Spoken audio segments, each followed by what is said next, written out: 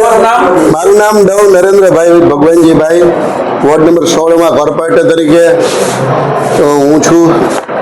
10/11/3/2026 મારી મુદત પૂરી થઈ છે અને આ વખતે હું ચૂંટણી લડવા માંગતો નથી અને તે બાબતે હું નિરીક્ષકશ્રીને મારો પત્ર દેવા આવ્યો છું કે સ્વેચ્છાએ હું ઇલેક્શન લડવા માંગતો નથી।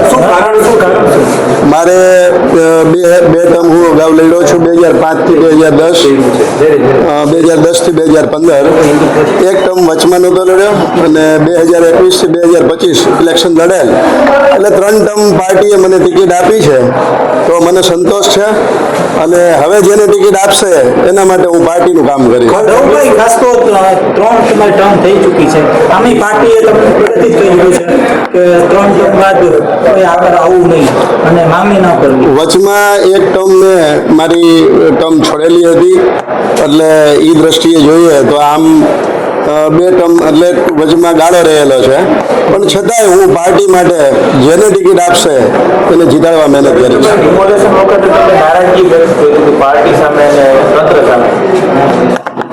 એ બધું સરકારી તંત્રની વાત છે, એ બાબતે અત્યારે હું કઈ ચર્ચા કરવા માંગતો નથી મિત્રો।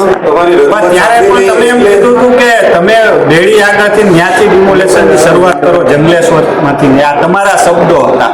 એ હું બોલેલો જ હતો અને કરવું જોઈએ, બંને બાજુ આવવું જોઈએ। જે હાજી રિવરફ્રન્ટ છે એ બંને બાજુ થવું જોઈએ, એક બાજુ થવાથી એ અમુક લોકોને અન્યાય છે, બંને બાજુ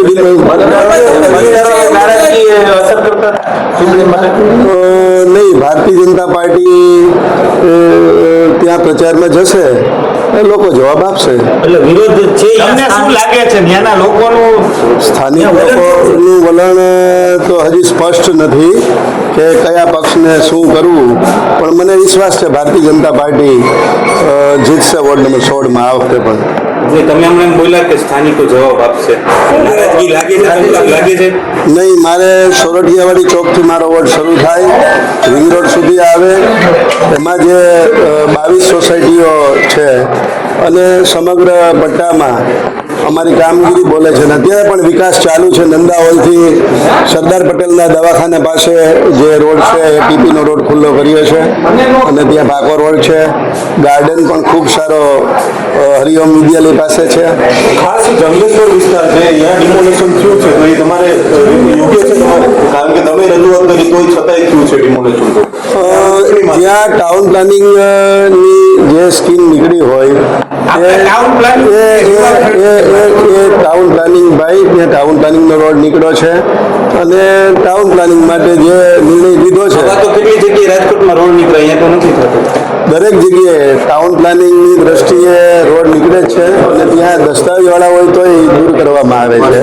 નરેન્દ્રભાઈ, શું કહેશો? આ તમે એક સંકેત આપ્યો છે પાર્ટીને કે એ વોર્ડમાંથી પાર્ટી નહીં જીતી શકે, નહીં, રાજીનામું આપ્યું છે? નહીં, મેં રાજીનામું પાર્ટીમાંથી નથી આપ્યું, કોર્પોરેટર તરીકે હું મારી મુદત 11/3/2026 માં પૂરી થઈ છે। સંકેત છે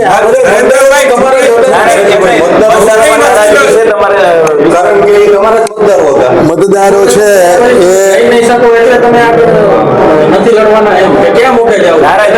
અમારે કોઈ નારાજગી લોકોમાં છે નહીં અને જ્યાં અમને મત મળે છે એ વિસ્તારમાં મત મળવાના જ છે। શું લાગે છે, કારણ કે ત્યાં એક સમયે ભાજપ જ્યારે તમે ગયા હતા એ જ વિસ્તારમાં મોટા ભાગે હિન્દુ મતદારો છે, સનાતનીઓ છે, અને ત્યાં પણ તમને વિરોધનો સામનો જે તે સમયે ચાલુ કોર્પોરેટર હતા ત્યારે પણ કરવો પડે છે। લોકોને મેં મુદત માટે વાત કરી હતી, લોકોને મેં મુદત લેવા માટે વાત કરી હતી, 90 દિવસની મુદત આપો જેથી લોકોને એક્ઝામ પૂરી થાય બાળકોની, આ સિવાય મારો બીજો કોઈ વિરોધ નહોતો। ભારત માતા કી જય।